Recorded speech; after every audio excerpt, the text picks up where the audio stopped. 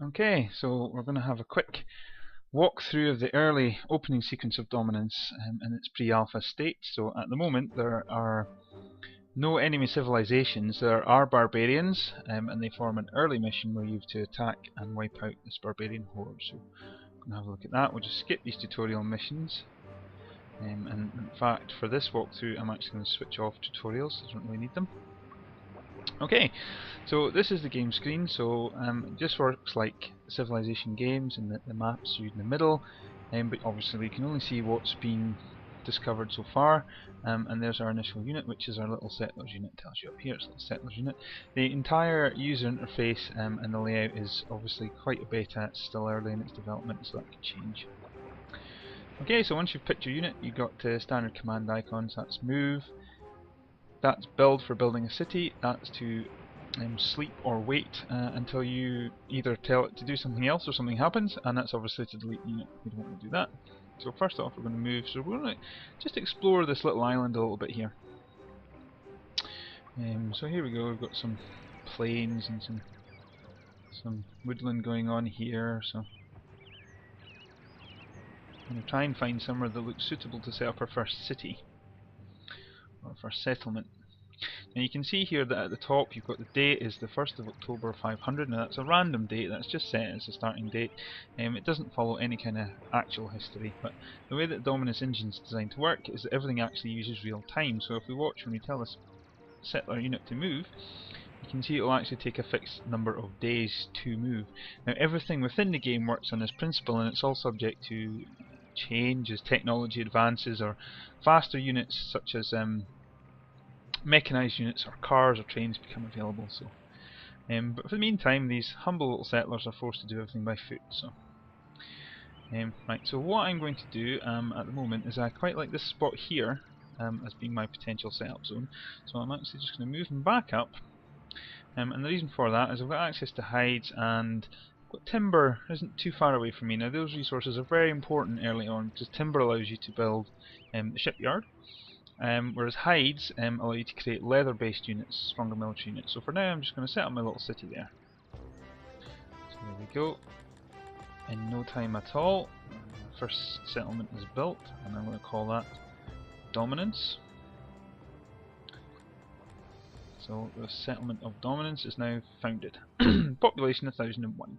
They breed quick there. So at the moment I'm not building anything, there's very little to build and there's very little I can recruit. So first unit I'm going to aim for is a swordsman unit, which means I need $400 and 250 populace. Now the way that it works is every city has a minimum populace level, so at the moment that's 1,000 people is the level that the city can't drop below. So in order to recruit that I'll need at least 1,250 people. So what I need to do is just go and hit end moves. You'll see some time will pass. And in doing so my population will increase and my wealth will also increase. And the wealth comes from taxes, and that's kind of linked to the population. So the more people you have, the quicker your wealth will increase. Obviously dependent on technologies and buildings. Okay, so this is tutorial message, but this is actually, it's just the header's not been changed. This is actually the missions, or the in-game mission generator, if you like. So it's telling me that the city has become worried about rumours of barbarian horde to the east of the city. So I should send some soldiers out to find them. Although it's not visible in this particular demo, your city will have a happiness level that will be directly affected by these levels. So if you don't, for example, go and wipe out these barbarians, then the populace will continue to become more and more unhappy. Now, it doesn't work like Civ in that the happiness directly just sits at a set level, if you like. It's an accumulative effect. So the longer you don't do something that's making them unhappy, the more unhappy they'll get. So let's just have a look and we'll build some swordsmen. So we can do that now. So it's going to take a little bit of time to create the swordsmen. So it's in 50 days to recruit and train up the swordsmen. So there we go, they're now ready. So I should stress that there is no turns in this game. It is entirely, it's like a pseudo real-time turn-based mix.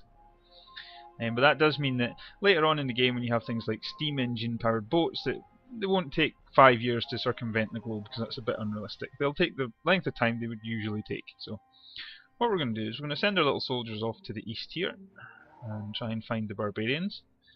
Now this would normally take a little bit of exploration on the part of the player, but I know roughly where they're going to be, so I'm just going to move along here. See, there's a little lake. Animation on that's yet to be reworked. Just keep going. Let's cover some fruit. It's, you know, it'll help the city to grow a bit faster if we found one there. But founding a city in Dominance doesn't work like Civ either, because each island or continent can only ever have one owned area, if you like. So you can found multiple cities, but they must be within borders that you already own. So I'll come a bit more of that later on. So, okay, so I found the barbarians, and now it's telling me that if I click the little swords icon, this is the attack icon, then I can now attack the barbarians. Now this is obviously designed for touchscreen, so on an Android tablet or a touchscreen PC, you would just tap the screen the way you'd go. So what I'm going to do just now is I'm just going to attack the barbarians, and here we see a little summary of the assault that's going to take place. So I've got 250 swordsmen against 1400 barbarians, so it's a bit unfair, but let's have a go. Okay, so again, it's a very big departure from Civ here. Combat is not just a mathematical calculation, it's not just a little box that comes up and you click to say, oh, I think I might win, so let's go for it. This one is actually a small, it's almost like a mini game in itself, so it's like a turn-based strategy war sim.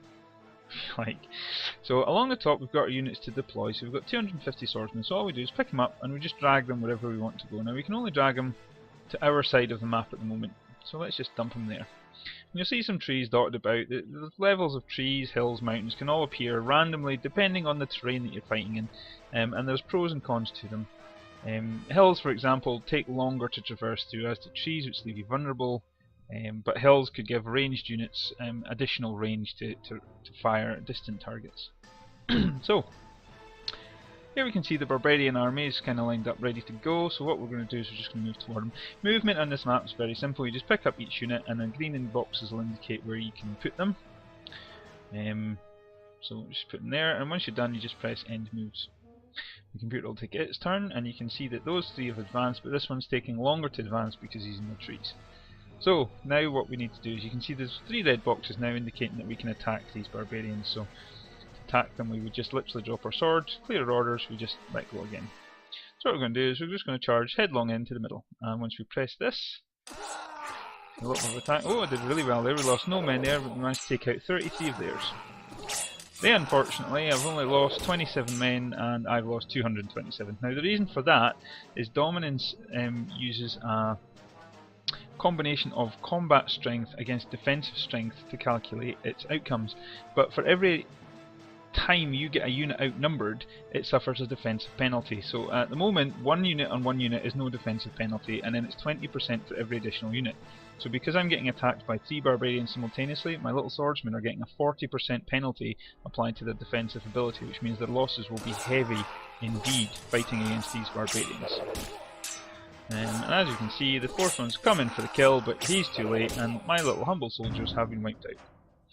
Oh dear, that didn't go well. Well, that's a bit of an understatement, I think, so just keep it to that. So essentially what she's now telling me is that while I'm off the screen, the barbarians will recoup their losses from just general recruitment from wherever they happen to be, whereas I have to go back to my city and I have to genuinely recruit more. So what it's telling me to do is create an army and use that army to attack the barbarians. So what I'm going to do is I'm just going to quickly here generate some more swordsmen.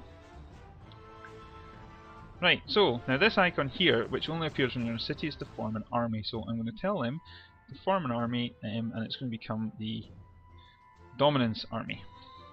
And we're going to put them to sleep, and we're going to wait for our money to get back up to 400 again, so that we can recruit more swordsmen.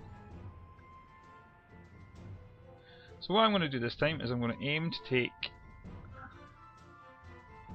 4 swordsmen in against the 4 barbarians. So now you see he's got an icon that says to join the army. It's a little army plus a plus. So we're just going to do that, and boom, there we go. We've now joined our army. So that's 2, another 2, and we'll reach our target of 400.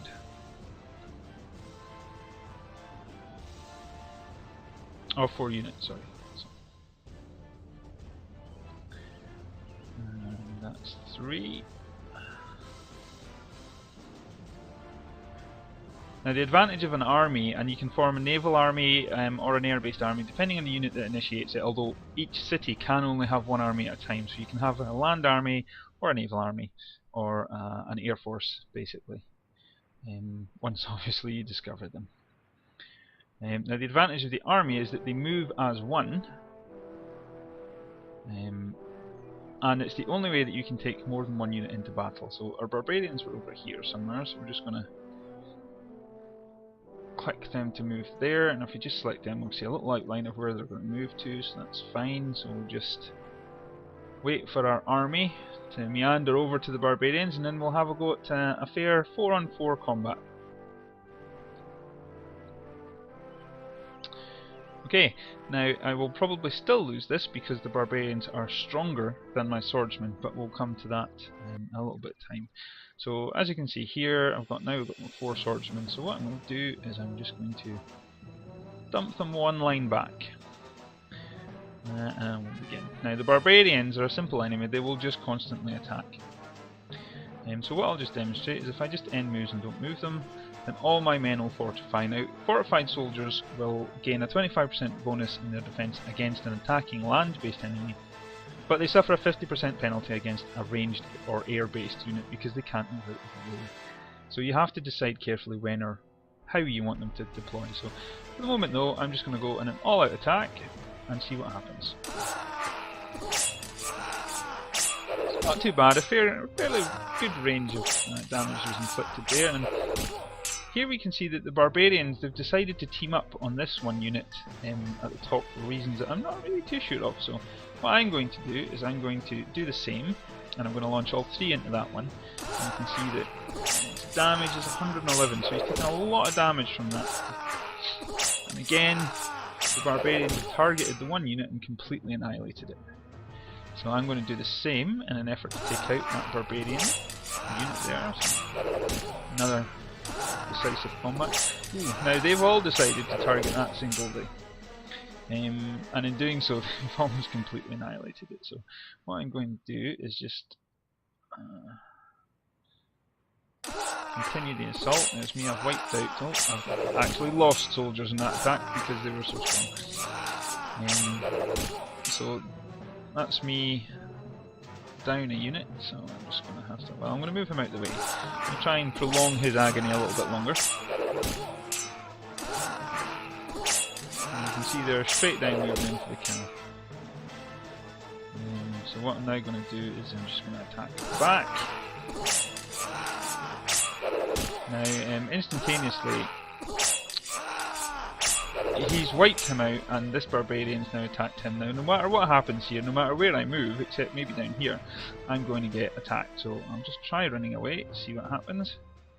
And I'm completely cornered now, there's nowhere I can go. Any move I make is going to result in me getting severely hammered by these barbarians. So I'm going to attack the weakest, in the hope that I can inflict more damage on him.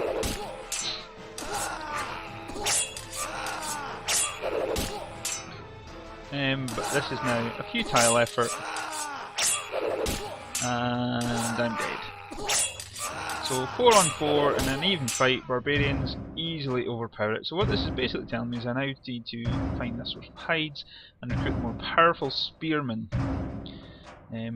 They're much more effective against the barbarians because they're armoured. So what I'm going to do is I'm just going to leave this tutorial as is, and I'll do another video shortly.